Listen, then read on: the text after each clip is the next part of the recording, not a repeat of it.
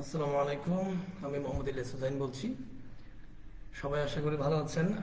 আজকে আমরা প্রথম ক্লাস নিব এইচটিএমএল এর উপর। তো আমি আপাতত যে পেজ থেকে ক্লাসটা নিচ্ছি এটা আমার একটা পুরাতন একটা পেজ। তো আমাদের W3 স্কুল বাংলাদেশ নামের যে পেজটা এটা মাত্র আজকে আমরা ওপেন করেছি, এই জন্য এটা থেকে লাইভ নেওয়া সম্ভব হচ্ছে না।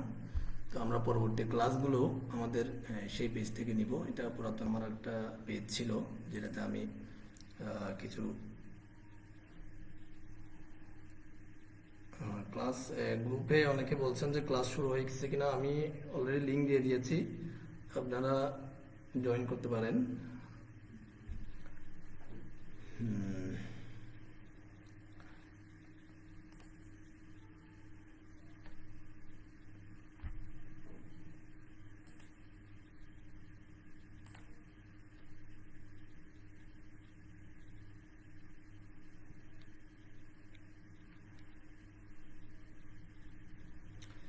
তো কে কোথা থেকে করতেছেন ক্লাসটা তারা একটু কমেন্টে অথবা গ্রুপে বলবেন, সমস্যা না, যে কোনো জায়গায় বললে চলবে।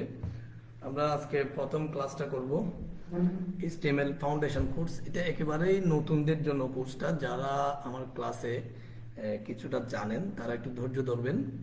তো আমরা এই কোর্সে একেবারে নতুন, যারা জিরো মানে ওয়েব ডিজাইন এবং ডেভেলপমেন্ট কোর্সে এই সেক্টরে যারা একেবারেই নতুন তাদের জন্য আমরা ক্লাসটা ডিজাইন করতেছি। তো সেজন্য আমরা একেবারেই শুরু থেকেই বলবো। তো যারা পুরাতন বা এই সেক্টরে অনেক কিছু জানেন তারা একটু ধৈর্য ধরবেন, আস্তে আস্তে আমাদের সাথে থাকলে আশা করি বেনিফিটেড হবেন। তো আমরা প্রথমেই ক্লাসের শুরুতে যেটা করব, সবার পিসিতে আশা করি গুগল ক্রোম নামের যে ব্রাউজারটা আমরা দেখতে পাচ্ছি, এই ব্রাউজারটা আশা করি সবার পিসিতে আছে এবং এটা লাগবে। হ্যাঁ, এটা ছাড়া আমরা করতে পারবো না। এটার বদলে যদি আপনি অন্য কোনো ব্রাউজার ইউজ করেন তাও সমস্যা নাই, তবে বেটার আপনি বিভিন্ন সুযোগ সুবিধাগুলো পাওয়ার জন্য গুগল ক্রোমটাই আমরা ইউজ করব। ঠিক আছে, তো কমেন্টে অথবা গ্রুপে একটু করে বলবেন যে সবাই আমার কথাগুলো ক্লিয়ারলি শোনা যাচ্ছে কিনা। কথাগুলো ক্লিয়ারলি শোনা যাচ্ছে কিনা একটু গ্রুপে বলবেন, অথবা কমেন্টও বলতে পারেন।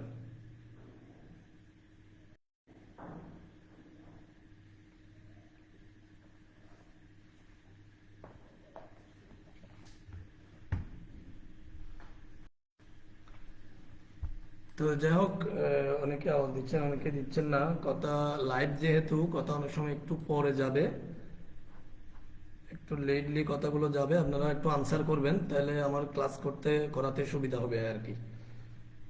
আমার কথাগুলো ক্লিয়ারলি শোনা যাচ্ছে কিনা একটু বলবেন।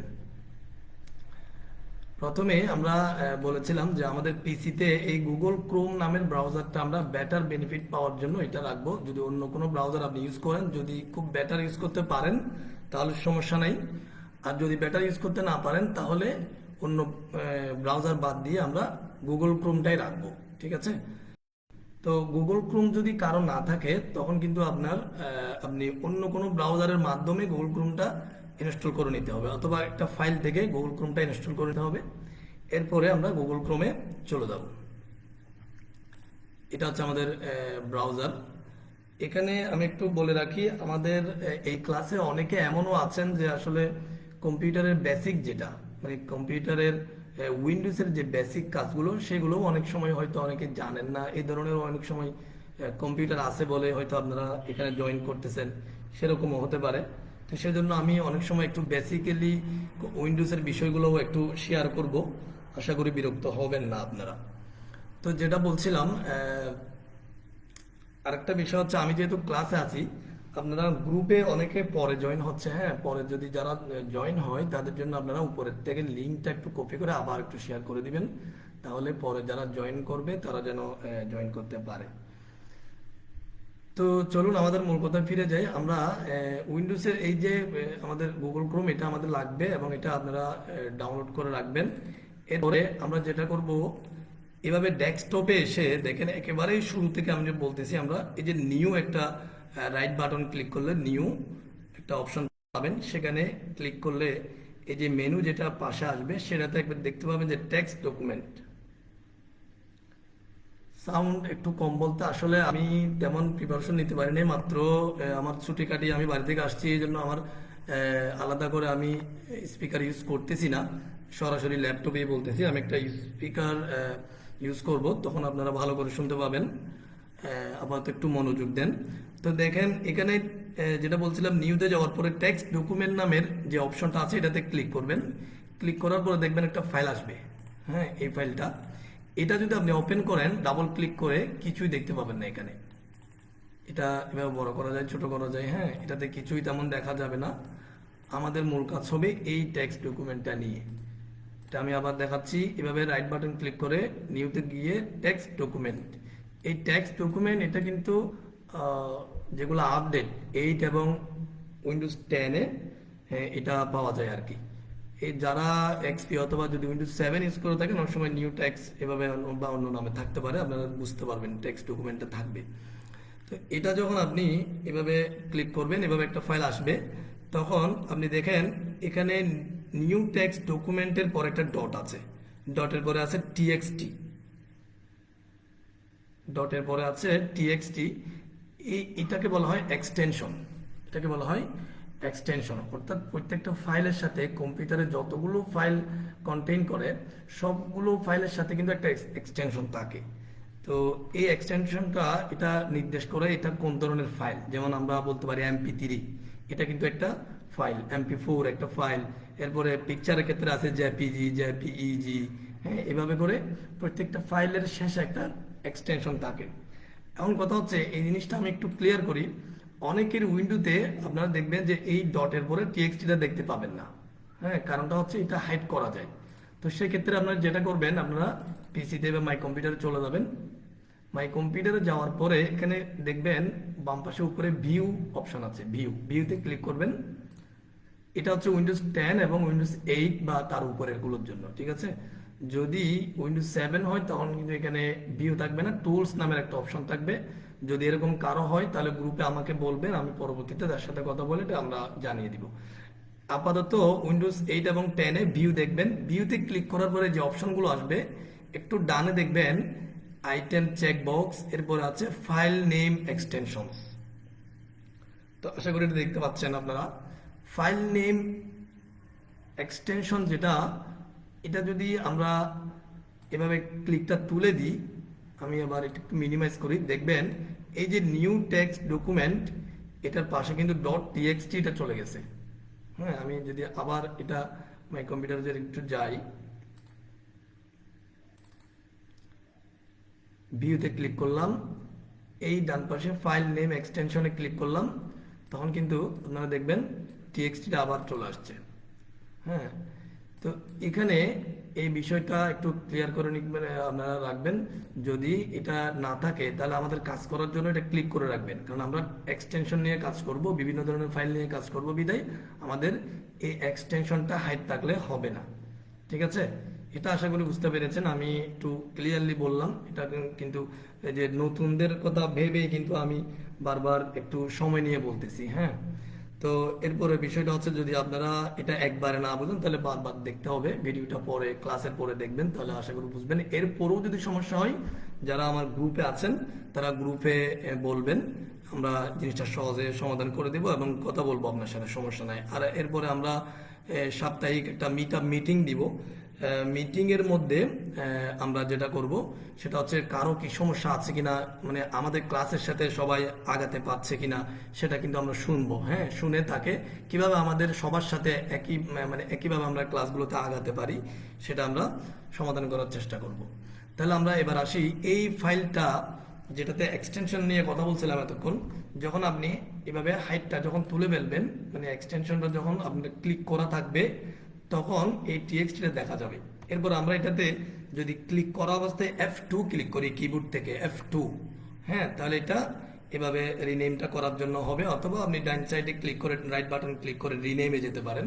রিনেমে যাওয়ার পরে আমরা এই নামটা একটা নতুন দিই, আমরা ক্লাস 1 দিই। হ্যাঁ, ক্লাস 1, ঠিক আছে, এটা দিলাম। এরপরে ডটের পরে টিএক্সটি যেটা আছে এটাকে আমরা করে দেব HTML।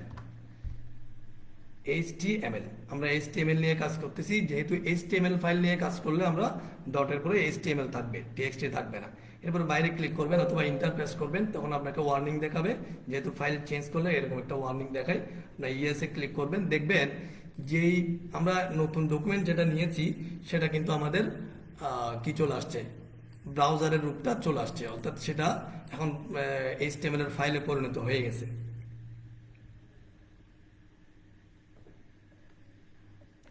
ঠিক আছে, তো এখন যখন আপনি এই ব্রাউজারে ক্লিক করবেন দেখবেন যে এটা ব্রাউজারে ওপেন হচ্ছে।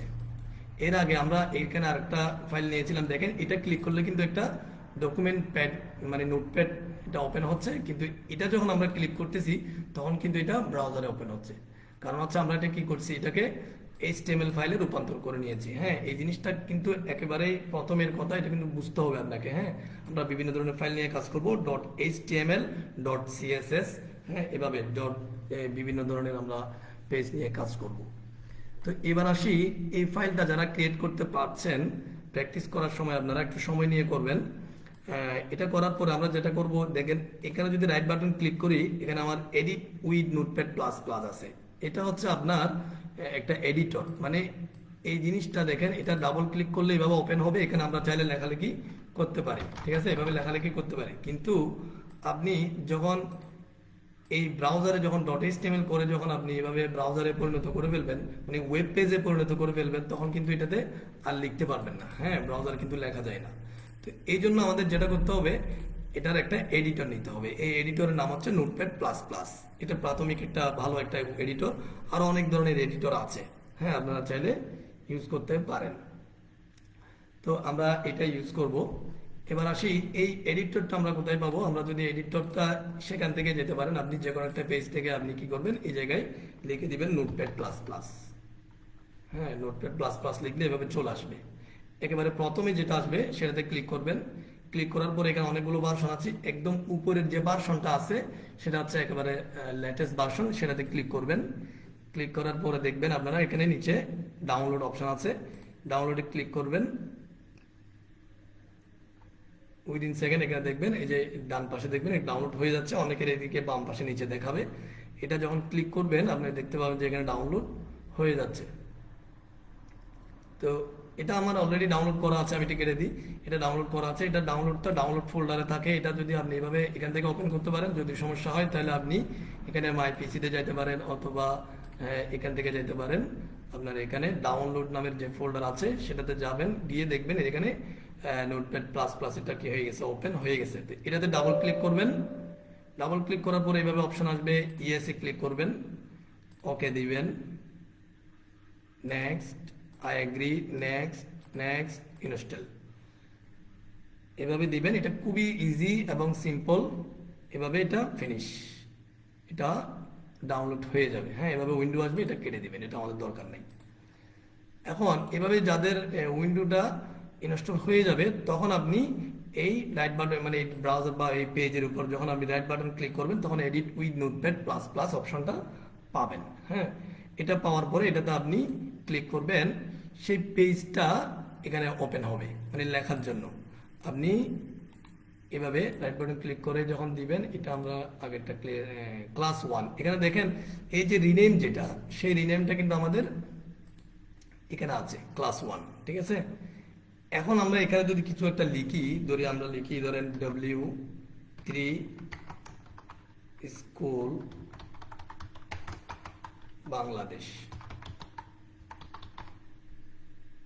এরপরে আপনারা এখান থেকে ফাইলে যারা অনেকে দেখা যায় নতুন কম্পিউটার শিখলে তাদেরকে একটু বুঝতে সুবিধা হবে। দেখেন এই যে এই ফাইল থেকে আপনি চাইলে সেভ করতে পারেন, কন্ট্রোল S দিলেও সেভ হয়ে যাবে। কন্ট্রোল S দিবেন, তখন আপনি এটা মিনিমাইজ করবেন, এটাকে ডাবল ক্লিক করে ব্রাউজারে ওপেন করবেন, তখন দেখবেন এই যে W3 স্কুল বাংলাদেশ এটা কিন্তু ব্রাউজারে লেখাটা হয়ে গেছে। তার মানেটা কি দাঁড়াচ্ছে, আমরা যখন এখানে এডিটরে যখন আমরা কিছু লিখতেছি সেটা ব্রাউজারে শো হচ্ছে, সেটা ব্রাউজারে শো হচ্ছে। এখানে আমার অনেকগুলো পেজ হয়ে গেছে, আমি কিছু পেজ কেটে দিই। হ্যাঁ, এটা ব্রাউজারে শো হচ্ছে, ঠিক আছে। তাহলে আমরা এখন কাজ করব এভাবে, এডিটর এবং ব্রাউজার, এটাকে আমরা একটু ছোট করি, ব্রাউজারটাকেও আমরা একটু ছোট করি। কাজের সুবিধার্থে মানে পাশাপাশি যেন দেখা যায়, ঠিক আছে। এই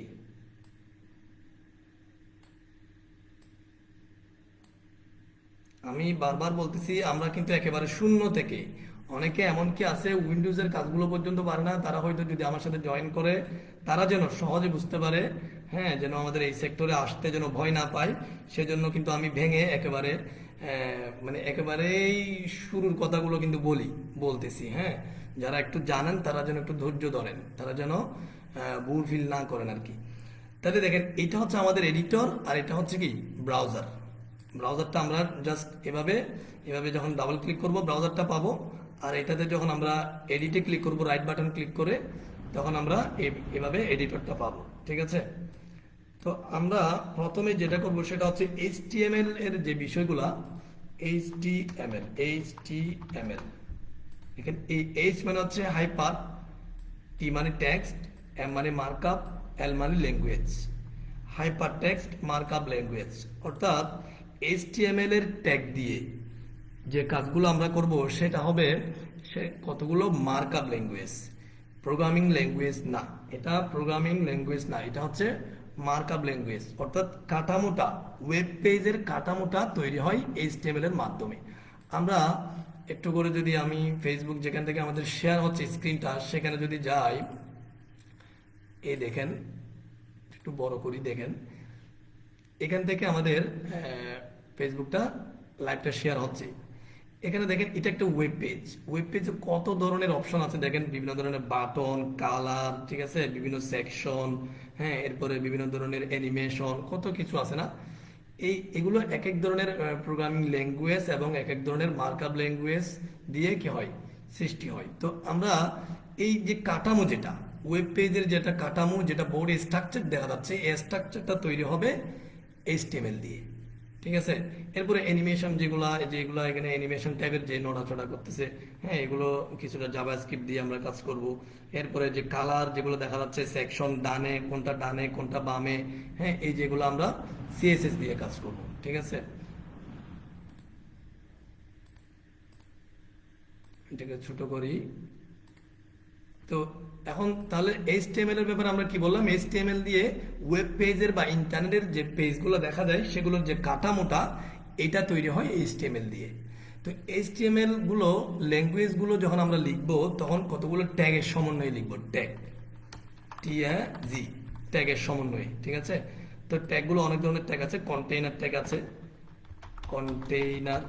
আসলে আমরা যে কথাগুলো বলতেছি এগুলো আস্তে আস্তে আস্তে আস্তে যখন অনেকগুলো কথা হয়ে যাবে, অনেকগুলো ক্লাস হয়ে যাবে, তখন কিন্তু আপনার এত হিজি বিজি লাগবে না, হ্যাঁ। প্রথম দিকে একটু ধৈর্য ধরে শুনবেন, দু একটা ক্লাস করবেন, তাহলে দেখবেন সবকিছু ইজি হয়ে যাবে।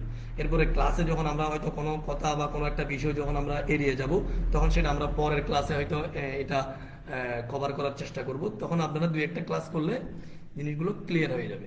তাহলে যেটা বলছিলাম যে ট্যাগ আছে, কন্টেইনার ট্যাগ, আর একটা আছে এমটি ট্যাগ, এমটি। এই কন্টেইনার ট্যাগটা হচ্ছে এটা দুই ধরনের, এটা দুই দিকে দুইটা কন্টেইনার ট্যাগটা আমি দেখাই, এভাবে দুইটা অ্যাঙ্গেল থাকবে, এর মধ্যে ধরেন HTML, আবার দিলাম HTML, এই যে এটা একটা ট্যাগ, এটা একটা ট্যাগ, দুটোটা একই না। লাস্টেরটাতে আমরা যেটা দিব, একটা স্ল্যাশ দিব, তখন দেখবেন কালারটা একটু চেঞ্জ হয়ে গেছে। একটা ট্যাগের যদি এটা হচ্ছে ওপেনিং ট্যাগ, এটা হচ্ছে ক্লোজিং ট্যাগ, যখন এই স্ল্যাশটা দিবেন তখন ওপেনিং এর সাথে ক্লোজিং ট্যাগের একটা সমন্বয় ঘটবে, হ্যাঁ, একটা লিঙ্ক ঘটবে, তখন আপনি কালারটা আলাদা করে দেখতে পাবেন, ঠিক আছে। তো এটার মাঝখানে কন্টেন্ট, ঠিক আছে, অর্থাৎ এখানে অনেক ধরনের কন্টেন্ট থাকবে, আর এটা ওপেনিং, এটা ক্লোজিং।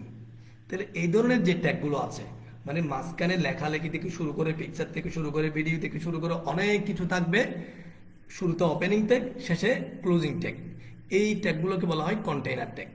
আরটা আছে এমটি ট্যাগ, এমটি ট্যাগটা হচ্ছে শুধু একটা ট্যাগের সমন্বয়ে ঘটে, এটা একটা স্ল্যাশ থাকে, এভাবে ধরেন বিআর, এটা একটাই ট্যাগ থাকে, এটাকে বলা হয় এমটি ট্যাগ। তো আমরা প্রথমে কন্টেইনার ট্যাগ দিয়ে কাজ করব। দেখেন প্রথমে HTML এর মানে স্ট্রাকচারটা রেডি করানোর জন্য, দাঁড় করানোর জন্য কতগুলো মৌলিক ট্যাগ লাগে। মৌলিক ট্যাগের মধ্যে প্রথমে যে ট্যাগটা আমরা লিখব সেটা হচ্ছে HTML। HTML এটা হচ্ছে ক্লোজিং, যেহেতু আমরা একটা স্ল্যাশ দিব HTML। এই লেখাগুলো কিন্তু আপনারা খুব সহজে লিখতে পারবেন, এটাকে জেন কোডিং বলে, এটা আমরা ক্লাস পরে বলবো। আগে প্রথমে এইভাবে আপনাদেরকে লিখে শিখতে হবে, তখন এভাবে একটু দিয়ে এটা ইন্টার প্রেস করবেন, এটা নিচে নামবে। ধরেন আমাদের এই জায়গা থেকে এতটুকু পর্যন্ত এই জায়গাটা হচ্ছে আমাদের একটা পেজ, ওয়েব পেজ। এখানে আমরা অনেক কাজ করব। তো শুরুতে থাকবে HTML, একদম শেষে থাকবে HTML ক্লোজিং। এটা হচ্ছে ওপেনিং, এটা হচ্ছে ক্লোজিং। মানে একটা ওয়েব পেজের যতগুলো কাজ হবে আপনার এই HTML ট্যাগের ভিতরেই হবে। এটা একটা মৌলিক ট্যাগ, এটা ছাড়া কোনো পেজ তৈরি হবে না। ঠিক আছে, এর ভিতরে থাকবে দুই ধরনের ট্যাগ। একটা হচ্ছে head tag, HEAD, head. Head ট্যাগের একটা ক্লোজিং আছে। যখন ক্লোজিংটা দিয়ে আমরা তখন দেখবেন ওপেনিং এর সাথে একটা লিঙ্ক আপ হয়ে যায়, তাহলে বুঝবেন আপনার ট্যাগ ঠিক আছে। হ্যাঁ, এই হেড ট্যাগের মাঝখানে যে জায়গাটা আছে, এখানে আমরা অনেক ধরনের ট্যাগ ইউজ করতে পারি, বিশেষ করে যেগুলো লিঙ্ক আপ জাতীয় বিভিন্ন পেজের সাথে যে লিঙ্কগুলো করি আমরা এই হেডের মধ্যে করব। এবং হেড সেকশনের নামটা, এই যে আমরা দেখতে পাচ্ছি ক্লাস 1, এখানে আমরা নামটা চেঞ্জ করে দিতে পারবো এই জায়গায় ট্যাগ ইউজ করে। তো এরপরে থাকবে বডি ট্যাগ, BODY, বডির একটা ক্লোজিং হবে BODY। এই বডিটা থাকবে ধরেন একেবারে, এটা আমি একটু ডিলিট করে এটার পাশে রাখি, অর্থাৎ HTML এই, মানে HTML এর পুরো পেজটাকে দুই ভাগে ভাগ করব। প্রথম কথা হচ্ছে HTML এই ট্যাগটা দিয়ে পুরো পেজকে আমরা কভার করব, তারপরে দুই ভাগে ভাগ, একটা হচ্ছে হেড আর একটা হচ্ছে বডি। হেডের মধ্যে আমরা বিভিন্ন লিঙ্ক আপের কাজগুলো করব এবং হেড সেকশনের কিছু কাজ আছে সেগুলো করব, আর বডিতে যাবতীয় কাজ। এখন বডি কতটুকু আমি দেখাই। এখানে দেখেন এই যে এটা আমাদের ব্রাউজার, ঠিক আছে। এই জায়গা থেকে এই যে দাগ যেটা আছে, এই জায়গা থেকে নিচের দিকে যতটুকু যাওয়া যায় পুরোটাই হচ্ছে এই বডি। মানে নিচের দিকে যত ডিজাইনের জন্য যতগুলো কোড আমরা করব সবগুলোই এই বডির ভিতরে আমরা কোডগুলো করব, ঠিক আছে। আর হেড হচ্ছে জাস্ট এখানে হিডিং এ কিছু কাজ আছে সেটা, এবং বেশিরভাগ ক্ষেত্রে লিঙ্ক আপের কাজগুলো আমরা করব। তাহলে দুই ভাগে ভাগ করছি। আমি একটা কাজ এখানে দেখাই, দেখেন হেডের মধ্যে যখন আমরা একটা ট্যাগ ইউজ করব টাইটেল। টাইটেল মানে আমরা জানি নাম, TITLE। টাইটেল মানে নাম, টাইটেল বলতে নামকে বোঝায়, ঠিক আছে। ক্লোজিং দিব TITLE। এখানে যদি আমরা লিখি W3 স্কুল বাংলাদেশ,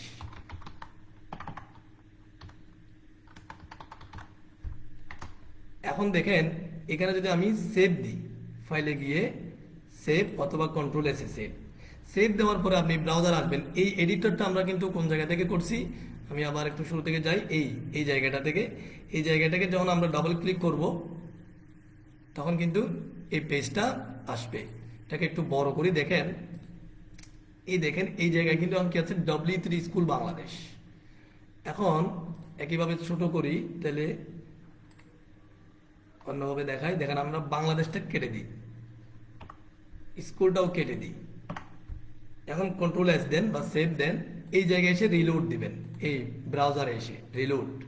তখন দেখেন শুধু W3টা আছে, শুধু W3 উপরে, এই যে W3টা দিচ্ছি। এখন যদি আমি এখানে যদি আমার নাম লিখে দিই ইলিয়াস, তো এখানে এসে আপনার ফার্স্টে এখানে সেভ করতে হবে, এটা এডিটরে আপনাকে সেভ দিতে হবে, হ্যাঁ।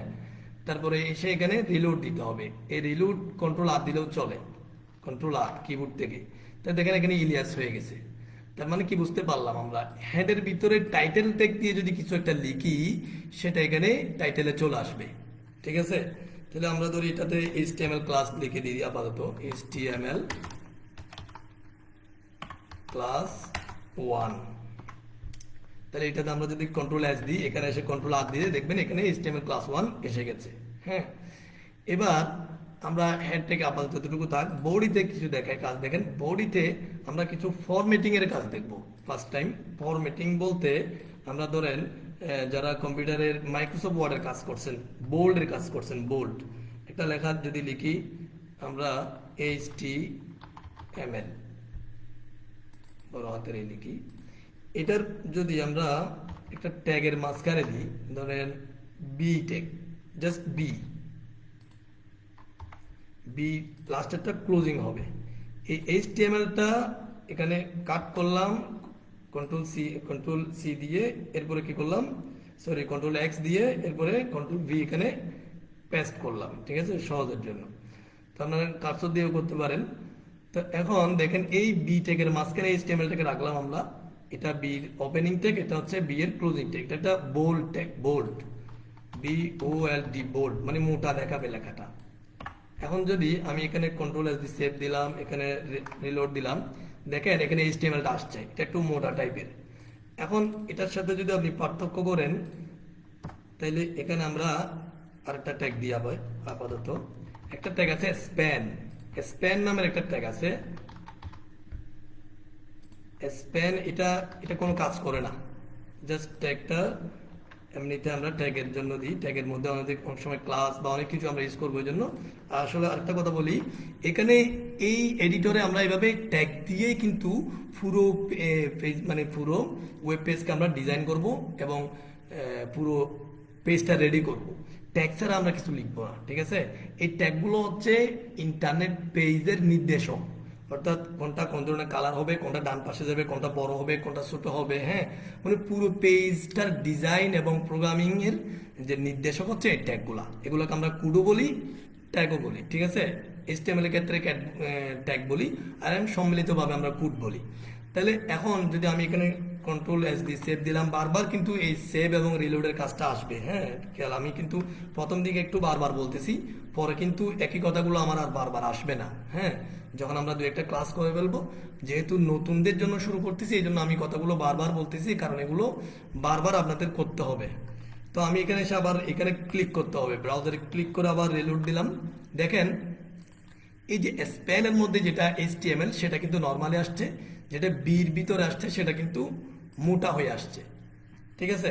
তাহলে আমরা পার্থক্যটা বুঝতে পারলাম, স্প্যান ট্যাগের কাজ হচ্ছে নর্মাল, কোনো কাজ করবে না স্প্যান ট্যাগে, কিন্তু বি ট্যাগে কি করে ফেললো, মোটা করে ফেললো। এরপরে যদি আমরা আরেকটা ট্যাগ দিই, এটা ধরেন আই ট্যাগ, ইটালিক নামের একটা অপশন ছিল আমাদের মাইক্রোসফট ওয়ার্ডে, আমরা জানি এই আই ট্যাগ, এটাতে আমরা ক্লোজিং দিব। তো এখন যদি আমি HTML-টা এখান থেকে কপি করে কন্ট্রোল সি দিয়ে এখানে কন্ট্রোল ভি দিলাম, তাহলে এখানে চলে আসলো। কন্ট্রোল এস দিয়ে সেভ দিলাম, এখানে ক্লিক করে ব্রাউজারে ক্লিক করে কন্ট্রোল আর দিলাম, দেখেন এটা কিন্তু HTML-টা বাঁকা হয়ে গেছে, ইটালিক হয়ে গেছে, হ্যাঁ। তারপরে ধরেন এখন এখানে আরেকটা জিনিস বলি, একই যখন আপনারা সামান্য এই কোডটা না লেখার জন্য, মানে নিচে আরেকটা লাইনকে কপি করার জন্য কন্ট্রোল ডি দিলে হবে, কন্ট্রোল ডি। দেখেন এই আইটা নিচে চলে আসছে, মানে আইটা এই লাইনটা কপি হয়ে গেছে, হ্যাঁ। কন্ট্রোল মানে এই লাইনে থাকা অবস্থায় যখন আপনি কন্ট্রোল ডি দিবেন, কন্ট্রোল ডি, তখন কি হবে, কপি হবে। তো এই জায়গায় আমরা আইটাকে চেঞ্জ করে ইউ দিলাম ধরেন, তাহলে আমাদের অনেক কিছু চেঞ্জ করতে হবে না। এভাবে আস্তে আস্তে একটু অ্যাডভান্সের দিকে আমরা যাব, আপনারা বুঝতে পারবেন এবং ভালো লাগবে, মজা লাগবে। একটু ধৈর্য ধরে ক্লাসে উপস্থিত থাকতে হবে, মনোযোগ দিয়ে দেখবেন, হ্যাঁ, পরে একটু মনোযোগ দিয়ে প্র্যাকটিস করবেন, তাহলে দেখবেন যে আস্তে আস্তে আমরা আগে যাব। এবার আসি এই ইউ ট্যাগ, তাহলে আমি আবার সেভ দিলাম, এখানে এসে আবার আর কন্ট্রোল আর দিলাম, দেখেন এখানে কিন্তু এই HTML এর নিচে কি হয়ে গেছে, একটা আন্ডারলাইন আসছে। তাহলে আমরা কি বুঝতে পারতেছি, অর্থাৎ আমরা এডিটরে যে কোড দিয়ে বিভিন্ন ধরনের নির্দেশ দিচ্ছি, এই পেজের মধ্যে নির্দেশ দিচ্ছি আমরা, সেই অনুযায়ী কাজ হচ্ছে। এখন এখানে একটা জিনিস দেখেন, আমরা কিন্তু এই লেখাগুলো নিচে নিচে লিখছি না, এগুলো কিন্তু নিচে নিচে লিখছি, কিন্তু এখানে লেখাগুলো দেখতে পাচ্ছেন যখন শু হয়েছে তখন কিন্তু এগুলো পাশাপাশি হয়ে গেছে। এর কারণটা হচ্ছে ব্রাউজার কখনো এটা মানে উপরে নিচে, এটা কিন্তু আমরা ট্যাগ ছাড়া বুঝবে না যে কোনটা নিচে কোনটা উপরে। তো এই জন্য আপনি যদি নিচে নিচে লেখেন বা পাশাপাশি লিখেন, যেমন দেখেন এখানে যদি আমি ব্যাক দিয়ে এটা পাশাপাশি করে দিই, ধরেন এটা পাশাপাশি করে দিলাম, কন্ট্রোল এখানে আমি সেভটা দেখাচ্ছি, সেভ দিলাম, এখানে এসে কি দিলাম, রিলোড দিলাম, কিন্তু কোনো চেঞ্জ হয়নি। তার মানে কি, আমি এখানে পাশাপাশি লিখি আর নিচে নিচে লিখি, সেটা কিন্তু ব্রাউজার বুঝবে না।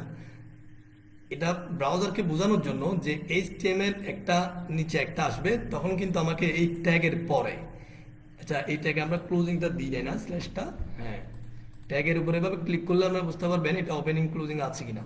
আচ্ছা, তাহলে এখন দেখেন এই স্প্যানের পরে যখন আমরা ওই যে বললাম এমটি ট্যাগ, একটা ট্যাগ আছে যেটা ক্লোজিং ট্যাগের মতো, দুইটা অ্যাঙ্গেল ব্র্যাকেট থাকবে মাঝখানে, এরপরে একটা স্ল্যাশ দিবেন বিআর। এই বিআর ট্যাগটা এটা হচ্ছে লাইন ব্রেক করে, অর্থাৎ এই এইচটিএমএল এটার পরের এইচটিএমএলটা নিচের লাইনে নিয়ে যাবে। এখন যদি আমি কন্ট্রোল এস দিয়ে সেভ দিয়ে এখানে কন্ট্রোল আর দিলাম, দেখেন এইচটিএমএলটা নিচে চলে গেছে। একইভাবে যদি আমি বিআরটা যদি এখানে দিই বি ট্যাগের পরে, আচ্ছা আমি এগুলো একটু নিচে নিচে দিই, তাহলে আপনারা দেখতে বা বুঝতে সুবিধা হবে। এগুলো নিচে থাক আর কি থাক, পাশাপাশি থাক, সেটা কিন্তু বিষয় না, এটা আমি আগেই দেখিয়েছি। হ্যাঁ, নিচে ছিল তাও পাশাপাশি ছিল এখানে, আবার এখানে পাশাপাশি ছিল তাও এখানে পাশাপাশি ছিল। তো আমরা এভাবে যখন একটা লাইনের শেষে যখন বিআর দিব, আবার বিআর দিব, এটা কিন্তু নিচে নামবে। কন্ট্রোল এস দিলাম, এটা রিলোড দিলাম, দেখেন। তাহলে এইটাকে যদি আবার নিচে নামাতে যাই, তাহলে কিন্তু বিআরটা এখানে কি করব, কপি করে কন্ট্রোল এভাবে আপনি ব্লক করে কন্ট্রোল সি দিবেন, এখানে কার্সর রেখে কন্ট্রোল ভি দিবেন, ঠিক আছে? তাহলে এখানে চলে আসবে।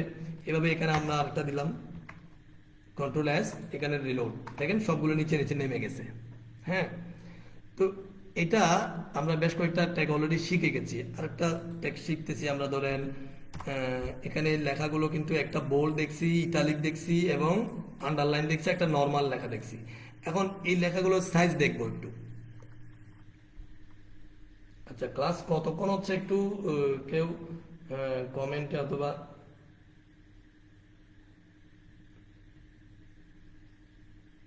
আচ্ছা, আমি কিন্তু ক্লাসে আছি এখানে, আহ, একটু কমেন্ট পড়ি মাঝখানে, কারণটা হচ্ছে অনেকের হয়তো কিছুটা সমস্যা হচ্ছে। যদি কারোর সমস্যা হয় 2 মিনিট সময় দিলাম, ক্লাসটা এতটুকুতে থাক। লাগাতার বলে গেলেই কিন্তু দেখা যায় অনেক সময় আপনারা ওই যে অনেকে একজন লিখছে ভাই এখন মাথা ঘুরতেছে, না মাথা ঘোরার কিছুই নাই, এগুলো তো সিম্পল। হ্যাঁ, দু একটা ক্লাস করলে সহজে বুঝতে পারবেন। এরপর হচ্ছে ঠিক বলছেন ভাই, এটা কি কুট, বিএস কোড দিয়ে কোড করলে অনেক ভালো হয়। বিএস কোড দিয়ে স্যার বিএস কোড কি কাজ করতে পারবো? আপনি যদি বিএস কোডে কাজ পারেন তাহলে করতে পারবেন, সমস্যা নাই। বিএস কোডে যেহেতু আপনার জানা আছে, আপনি বিএস কোডে করেন, কোনো সমস্যা নাই। হ্যাঁ, নোটপ্যাড প্লাস প্লাসে অনেকগুলো অ্যাডভান্স কাজ আছে বিদায় আমরা জেন কোডিং ইউজ করব, এভাবে আরো অনেক কিছু, যার কারণে আমরা নোটপ্যাড প্লাস প্লাসটা করব। কারণ সবাই কিন্তু বিএস কোড করবে না। হ্যাঁ, নোটপ্যাড প্লাস প্লাসে সবাই মোটামুটি অভ্যস্ত হবে। আচ্ছা, ক্লাস কতক্ষণ হচ্ছে?